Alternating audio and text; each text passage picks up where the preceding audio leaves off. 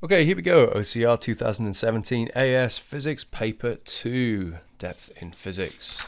Number 1, define what is meant by the stopping distance of a vehicle. Well, we're talking about the time it takes from you seeing a bunny on a road to you actually stopping. And so that means that it is the sum of the thinking distance and braking distance. Figure 1.1 shows a train of mass that, traveling at that along a level track. Show that the train is traveling at about 17 meters per second.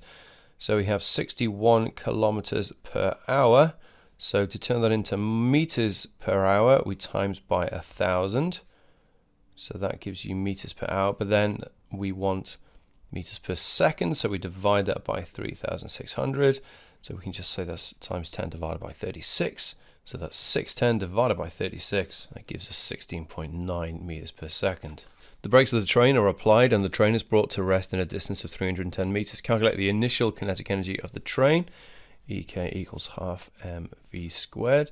So that is equal to half times 1.9 times 10 to the 5 times, let's just use 17 because 2 sig figs should be sufficient. It gives us 2.7 times 10 to the 367 joules. That's a lot of energy.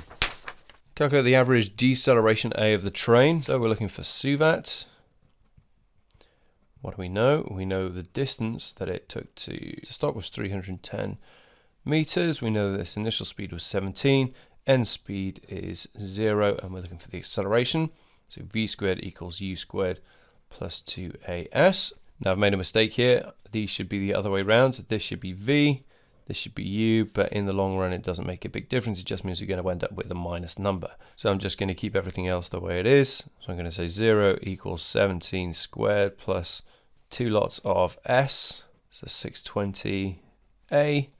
So in order to find out a, therefore a is 17 squared divided by 620. Yes, we're going to end up with a negative ultimately, but like I said, it doesn't matter because, well, they've already said deceleration, so that takes into account the negative. Is 0.47 meters per second squared. The average braking force F on the train, F equals ma, and so that is equal to, what we said the mass earlier was 1.9 times 10 to the 5 times 0.47. We can just take the 1.9 and times that by 0.47. That gives us 8.9, but we're going down a power of 10. So it's going to be 89,000 newtons. Figure 1.2 shows a similar train travelling at 61 kilometers per hour up an incline. The brakes of the train are applied with the same average braking force. State and explain how the distance that the train travels from when the brakes are applied until the train stops compares with when the train is travelling on level track. That is a badly formed sentence. But basically, the component of the train's weight down the track, train's weight parallel to the track, is added to the braking force.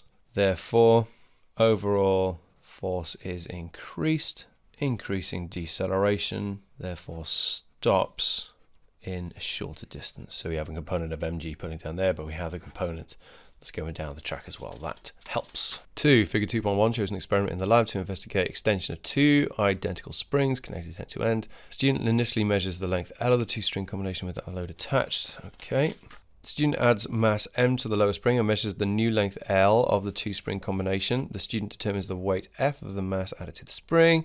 Student's results are there. Complete the table below in figure 2.2 by calculating and recording values of the extension in centimeters of the spring combination.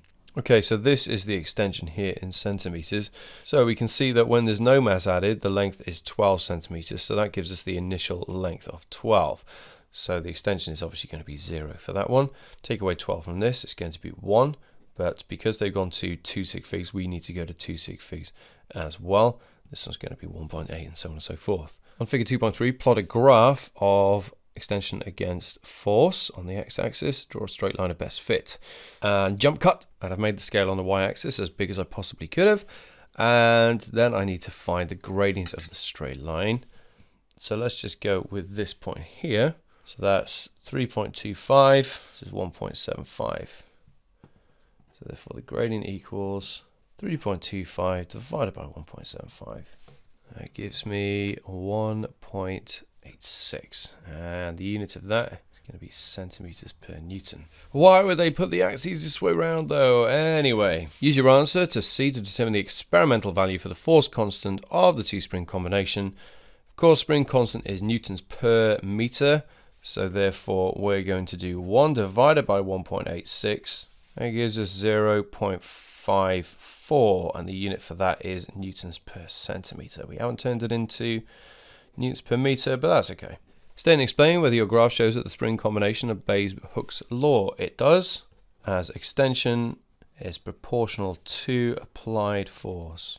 Graph is straight line, but in order to be proportional, it needs to pass through the origin as well. You need both those things, straight line and passes through the origin. The experiment is repeated with a third identical spring added to the bottom of the two springs. The force constant of this new three spring combination is K3. Determine the ratio K3 over K2. So we know that the more springs that we add in series, the smaller the spring constant gets, because you need fewer newtons to pull it the same distance. So therefore we can say that K1 is actually going to be double this. That's 1.08 newtons per centimeter. K2 is going to be over 2. K3 is going to be 1.08 over 3. So therefore, K3 divided by K2 is going to be 1.08 over 3 divided by 1.08 over 2. So effectively, we have a third divided by a half. So that's going to be a third times 2. So it's going to be 2/3. 3. A solid wooden sphere of density 650 kilograms per meter cubed has the diameter of that. Describe and explain how the student can measure precisely the diameter of a sphere. Use a micrometer. That is zeroed correctly. And we don't just want to do it once, we want to measure 3 times and calculate mean average. So the mass of the sphere is that. So we know that mass is density times volume, rho v. The volume is 4/3 pi r cubed. So that is 4/3 pi times, well, we know the diameter is that. We want the radius, and it's got to be meters, so 0.014 cubed. 1.15 times 10 to the minus 5 meters cubed. And then all we need to do is times that by 650 in order to get the actual mass. And sure enough, we do get 7.5 times 10 to the minus 3 kilograms. The sphere is pushed below the surface of water as shown in figure 3. Determine the force that needs to be applied to the sphere to keep the wooden sphere stationary in this position. Density of water is that. So upthrust is equal to the weight of the water being displaced times G, and of course, and so that's going to be density of water times the volume of the water, same as the ball, times G. So it's 1,000 times that 1.15 times 10 to the minus 5 meters cubed volume that we had. Tell you what, let's just take the 3 and change that to the minus 2, times that by G, 9.8. So ultimately that's 0.0115 times 9.8. That gives us 0.11 newtons. So that's the upthrust. What about the weight of the sphere? Similar story, but we've already got the mass, which is kind of useful. So it's just going to be 7.5 times 10 to the minus 3 times G. That's times 9.8. And that's 0.07 newtons. So if we have upthrust pulling there, weight pulling there, then that means that the upthrust is equal to the force plus the weight. Therefore, the force needed to push on it is going to be the upthrust take away the weight. So that's equal to 0.11 take away 0.07. Leaves us with 0.04 newtons.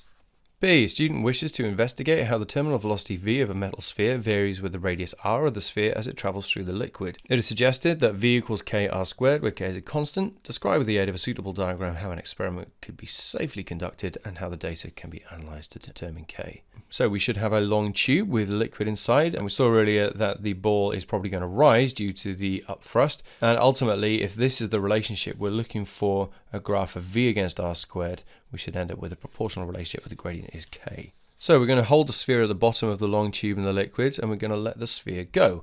We're going to record the time taken for it to travel over a certain distance. We don't want it near the bottom though, because we want to ensure that terminal velocity has been reached. If you do it at the bottom, it's still accelerating at this point, isn't it? We measure the distance with a ruler. We measure time with the stop clock and radius of the ball with a micrometer, and we're going to take an average of those.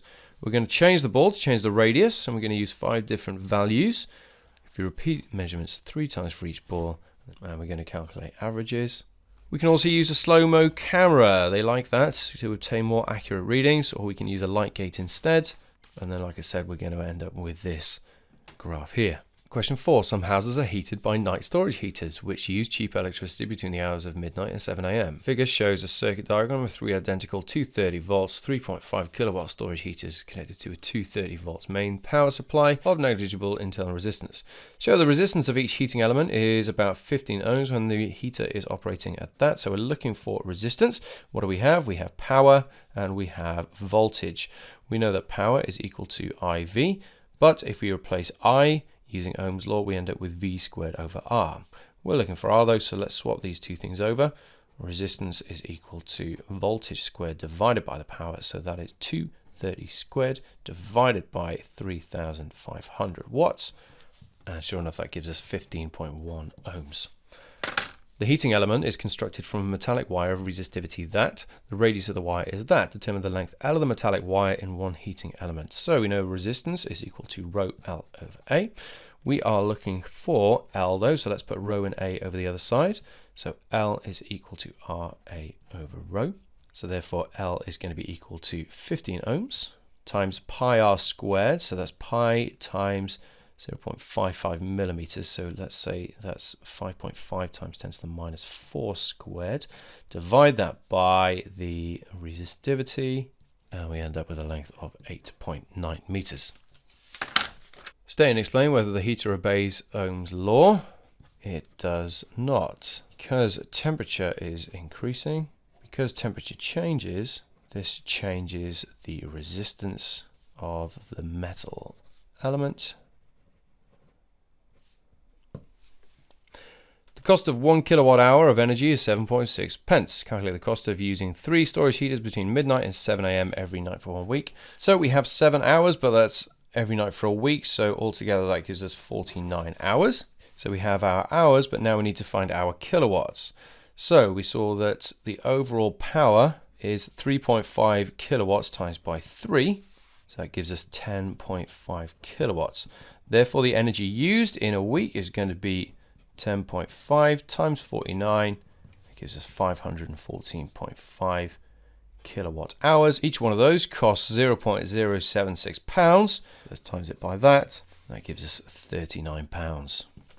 14. A student monitors the temperature in a room by using a potential divider circuit containing a thermistor. Why do they need to call it that? Just call it a thermistor. Student sets up a circuit shown in figure 4.2. Battery has an EMF of 6 volts and negligible internal resistance as per usual. When the temperature of the thermistor is 12 degrees, the thermistor has a resistance of that. The resistance of the variable resistor is set to a value of that. Calculate the reading V on the voltmeter. Okay, so here we go. Let's actually label these then. The thermistor has a resistance of 6.8 kilo ohms.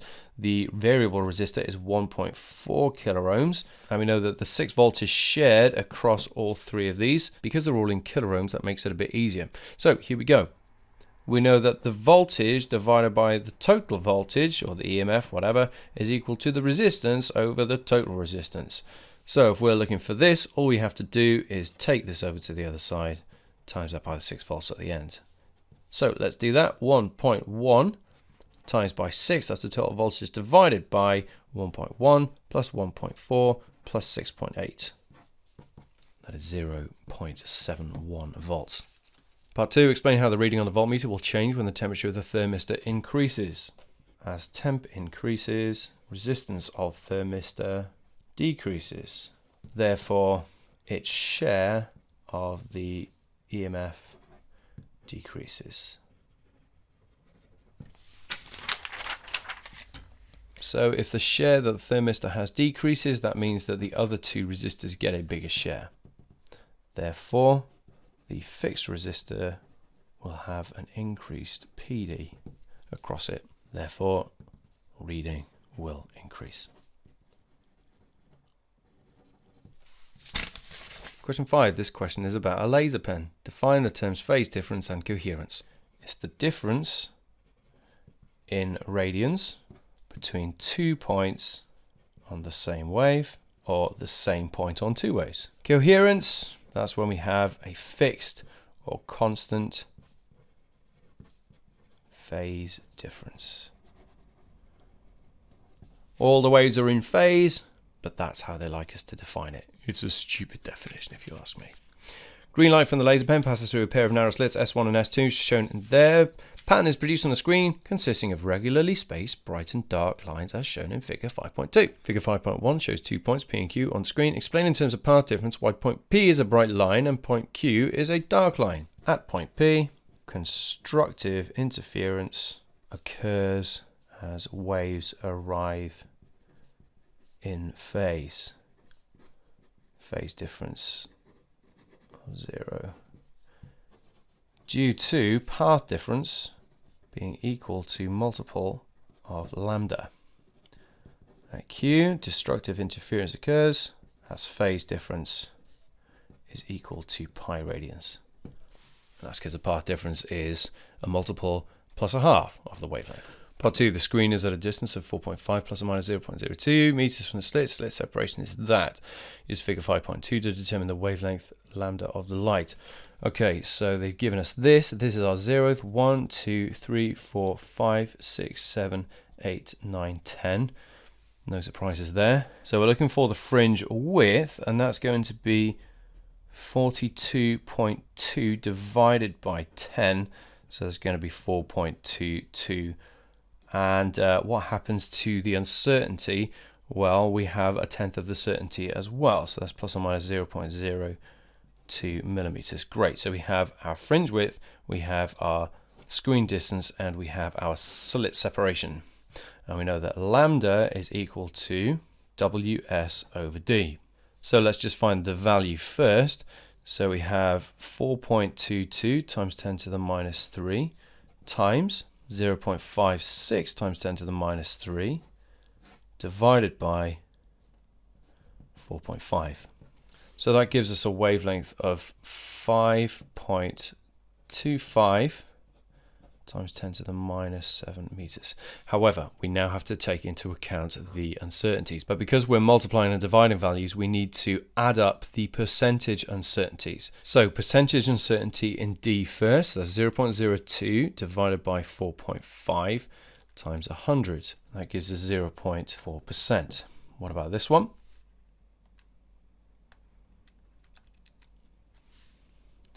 That is 3.6%. And then finally, what about this value here? 0.5%. So altogether, 3.6%, 0.4%, and 0.5%. That should give us altogether uncertainty of 4.5%. So all we then have to do is take our value, 5.25, and then times that by 0.045. And that will give us the absolute uncertainty. So it's 5.25 plus or minus 0.24 times 10 to the minus 7 meters. Determine the percentage uncertainty in lambda. Whoops, that's 4.5%. Obviously, I'm a little bit ahead of the game. Part C, the power of the green light from the laser pen is 50 milliwatts. It is now used in a demonstration of the photoelectric effect. Calculate the number of photons N that the laser emits per second. So we know that E equals HF or HC over lambda. So therefore, to find the energy in one of these photons, we have to use the wavelength that we had before. And we said that's 5.25 times 10 to the minus 7. So that's 3.79. Let's go to the same number as sig figs as they have. Times 10 to the minus 19 joules. So 50 milliwatts, this is joules per second. This here is joules per photon. This is one of those times when units are handy. Ultimately, we're looking for photons per second. So how can we combine joules per second and joules per photon? Well, we're going to take this and divide it by this. Let me show you. That's going to be 0.05 because that's 50 milliwatts. That's joules per second. Divide that by 3.6 0.79 times 10 to the minus 19, and that is joules per photon. Using your own units comes in handy here, and you can see that photons are going to end up on the top there, so we end up with photons per second. And that gives us 1.32 times 10 to the 17 photons per second. The green light falls on a negatively charged metal plate with a work function of 2.6 electron volts. Explain whether photoelectrons will be emitted. So we need to find out what this is in electron volts. So 3.79 times 10 to the minus 19 divided by 1.6 times 10 to the minus 19. It's just going to be 3.79 divided by 1.6. And that gives us 2.37 electron volts. If this is the work function, but the photons only have this much, this is less than the work function, therefore not enough energy to overcome work function and liberate electrons from the surface. Number 6, describe how a stationary wave is different from a progressive wave. So a progressive wave transfers energy in the same direction as the direction of propagation. Stationary waves, on the other hand, do not transfer energy overall. You can also say that progressive waves, all points have same amplitude, unlike stationary wave. B, a student is investigating stationary waves in a hollow tube. Tube is open at one end and closed at the other end. Student connects a signal generator to a loudspeaker which is placed just above the tube as shown in figure 6. Length of the tube is 65 centimeters. At the frequency is slowly increased from 0 Hz. The student observes sound that varies in loudness. The loudest sound occurs at frequencies 130, 390 and 650 Hz. The experiment is then repeated with a hollow tube of the same length but open at both ends. The loudest sound now occurs at 260, 520 and 780 Hz. Using your knowledge and understanding of stationary waves, explain these observations, including your answer how you could determine an experimental value for the speed of sound in air. Okay, so first things first, at a closed end, stationary wave can be formed when node is created. Antinode for an open end. So we know first stationary wave that we're going to make here is going to look like this. For 130 Hz, L of tube, the length of the tube, is equal to a quarter of the wavelength. This is the first harmonic, or the fundamental. 390 Hz, that's the second harmonic, and so on and so forth. 650 Hz, third harmonic. So we can say that n equals 1, n equals 2, n equals 3. For these, lambda can be obtained. So for 130 Hz we have that. For 390 Hz we have that. And then for 650 Hz we have that. Node and an antinode at the ends. Here we can see the length of the tube is quarter lambda. Here you can see the length of the tube is 3 lambda over 4. Here it's 5 lambda over 4. 2n minus 1 over 4 lambda. So when n is 1, 2 minus 1, that's a quarter. When n is 2, that's 4, that's 3 over 4 lambda, etc., etc. For open at both ends, must have antinode at both ends. Therefore, for first harmonic at 260 Hz, we know that L equals lambda over 2 because we know that we have an antinode at both ends. This is the simplest one. Second harmonic, 512, 520 Hz. The length is going to be equal to lambda. It looks like that. Therefore, lambda can be obtained. L equals n lambda over 2. So what do we do then? As V equals F lambda, V is constant. Therefore, frequency is inversely proportional to wavelength. Therefore, graphical method, we can have frequency on one side, 1 over lambda on the other side, and we can have a graph. Gradient of this graph equals speed of sound. Let's just do a calculation real quick then. Let's just use one of these. V from F equals 260 Hz. Lambda is equal to, well, we said there's going to be twice the length of the tube, so 65 centimeters times 2. So that's 1.3 meters. Therefore, V equals 260 times 1.3, that gives us 338 meters per second. So I hope you found this helpful. If you did, please leave a like. If you want to have a look at some more past papers or some helpful videos going over some of these topics, then click on the link and it'll take you to my channel. And I'll see you there. Bye for now.